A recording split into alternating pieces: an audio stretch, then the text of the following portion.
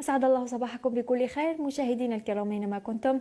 السلام عليكم ورحمة الله تعالى وبركاته. بالنسبة للوضعية الجوية المتوقعة خلال نهار اليوم تقريبا طيلة هذا الأسبوع الأجواء ستبقى من مغشى جزئيا إلى صافية على العموم، وستكون صافية تماما على أغلب الولايات سواء الشمالية والجنوبية. خلال صباحها سنسجل كما قلنا بعض الغيوم خاصة على السواحل والمدن الداخلية القرب من السواحل، ولكن ستتلاشى تدريجيا. أما درجات الحرارة ستعرف ارتفاع تدريجي على الجهة الشمالية للوطن، بينما درجات الحرارة ستبقى منخفضة بالنسبة للجنوبية أين سنسجل فيها أعلى مقياس يقدر ب 40 درجة، بينما ستتراوح على شمال الصحراء كذلك ستمتد نحو عين صالح. درجات الحرارة فيها ستتراوح ما بين 27 حتى 39 درجة، كأعلى مقياس بالمرتفعات يقدر ب 23 درجة، ستتراوح ما بين 24 حتى 28 بالمدن الساحلية والمدن الداخلية القرب من السواحل. من المحتمل أن ترتفع تدريجيا مع الظهيرة إن شاء الله. أما خلال الأمسية نوعا ما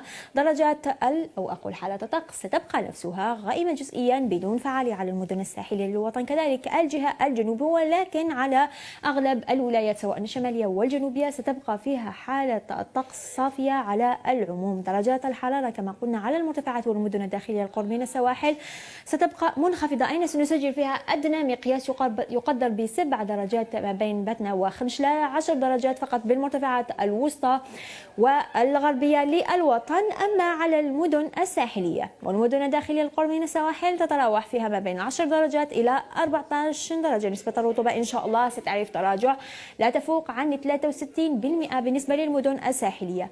الجهة الجنوبية إن شاء الله دائما سنسجل فيها أعلى مقياس يقدر ب 24 درجة ما بين أضرار حتى عين جزم، ولكن على منطقة الواحات وتمتد نحو الهجر والتصيلي أقول تتراوح ما بين 14 حتى 19 15 ببشار، إلى أن نسجل 18 درجة بتندف.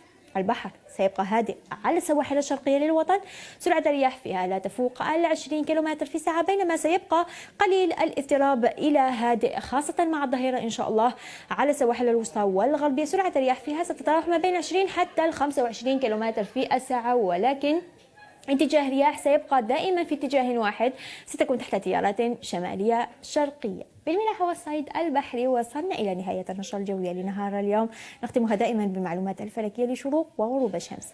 الغروب أقول بالجزائر العاصمة وضواحيها إن شاء الله خلال نهار اليوم سيكون في حدود الساعة 6:06. أشكركم على طيب الإصغاء والمتابعة، إلى اللقاء.